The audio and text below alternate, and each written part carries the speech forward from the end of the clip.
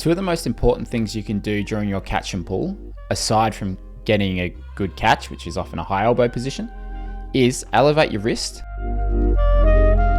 and keep the palm facing behind you pretty much the whole way.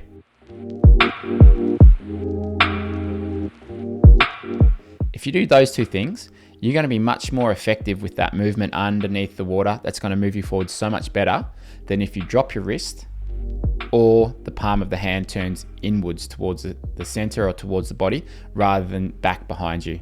Now, one of the best drills that I think can help develop this is 2 over 2 under drill, which you can see here. It's where you do 2 normal freestyle strokes followed by 2 underwater recovery strokes. And the goal here, what I would normally focus on here, is that as you do those 2 underwater recovery strokes, try and keep as much pressure on the hand and forearm as you can from the front of the stroke through to the back of the stroke. And the way that you can do that is making sure your wrist stays slightly elevated and the palm stays facing back behind you. Now, to clarify what I mean by elevated wrist, it just means we don't want to drop the wrist where the hand moves back from the forearm. We should just pop the wrist slightly up, not too much because then you'll basically have a bend at the wrist, but just pop it up slightly so your hand and forearm acts as one big paddle. So all that surface area works together. So that's what I mean by elevate the wrist.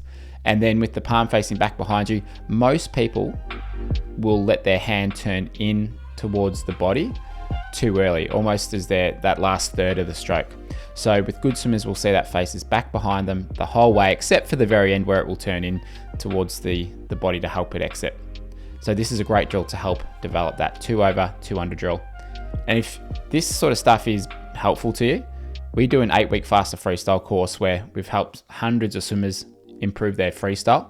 And it gives you a good structure to follow. It's simple to follow, gives you the drills, gives you the workouts that you can do. So over that 8 weeks, you'll find yourself swimming faster as you go and making it much easier as well. So if you find it perhaps doesn't feel natural or comfortable when you're swimming freestyle, then the 8-week faster freestyle course just follows the same structure that we often teach at clinics or when I'm working one-on-one with people. And that course is available in the link below.